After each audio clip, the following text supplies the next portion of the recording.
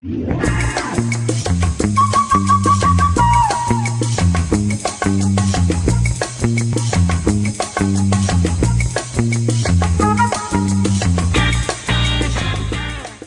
your heart set on a new car? That's great! If you're going to buy a new car, you have three options. The first is to buy the car straight up. But if you don't have the cash to do that, like most of us, then you're going to have to take out a loan or get a lease. We all know a little something about loans, but what exactly is a lease? Leasing a car is a lot like leasing an apartment.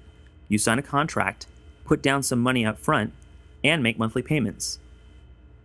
The main difference between leasing an apartment and leasing a car is that with an apartment, you usually get your upfront deposit back when you move out. With a car, you don't get your down payment back. It's gone for good. At the end of the apartment lease, you either move out or renew the lease. At the end of your car lease, you either return the car or buy it from the dealer for whatever it's worth, which is known as residual value. In both cases, if you have excessive damage or wear and tear, you will have to pay extra. On the flip side, taking out a loan on a car is a lot like taking out a mortgage on a house. You have to put down a substantial down payment and make monthly payments over a longer period of time. In the case of a house, it's usually 15 to 30 years. In the case of a car, it's usually 4 to 5 years. And once you've paid off the mortgage or car loan, the property is yours to keep, free and clear. And you don't have to worry if you've put a few dents or dings in your house or car. It's yours. Typically, monthly payments on new car leases tend to be lower than monthly payments on loans for the same car. Why? Because the cost of a lease is based on the depreciation, the difference in the car's value from the start of the lease and the value at the end of the lease, plus interest. So, you're not paying for the entire value of the car, just a part of it. So which is better, a loan or a lease? The answer is, it depends. When making a loan or lease decision, you must look not only at financial comparisons, but also at your own personal priorities, what's most important to you. If you like to switch cars every few years to stay in style, then leasing is probably the smarter route. Since you'll be getting a new car every 2 to 3 years, the technology, style, and safety features in your car will always be cutting edge.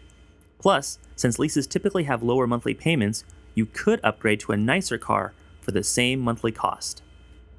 And since a standard warranty usually outlasts a lease, the car will be under warranty while you have it, so there are no worries about major repair costs.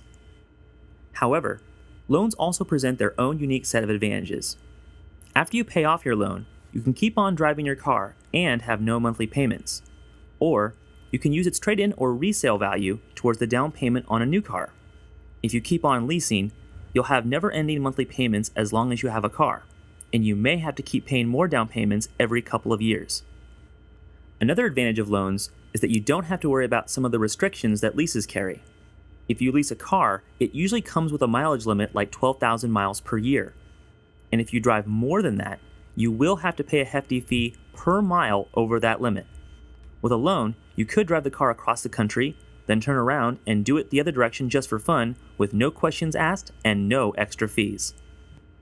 Finally, if you own the car yourself, you can do whatever you want to it.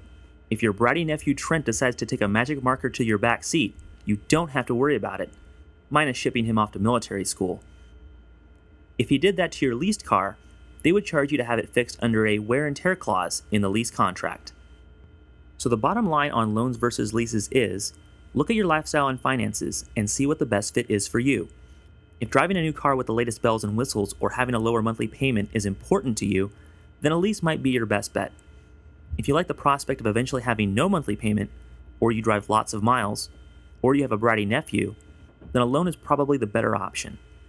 To find out more information on loans versus leases, or for help finding the car of your dreams, go to NewCars.com and check out the loan versus lease section in our How to Buy a New Car guide.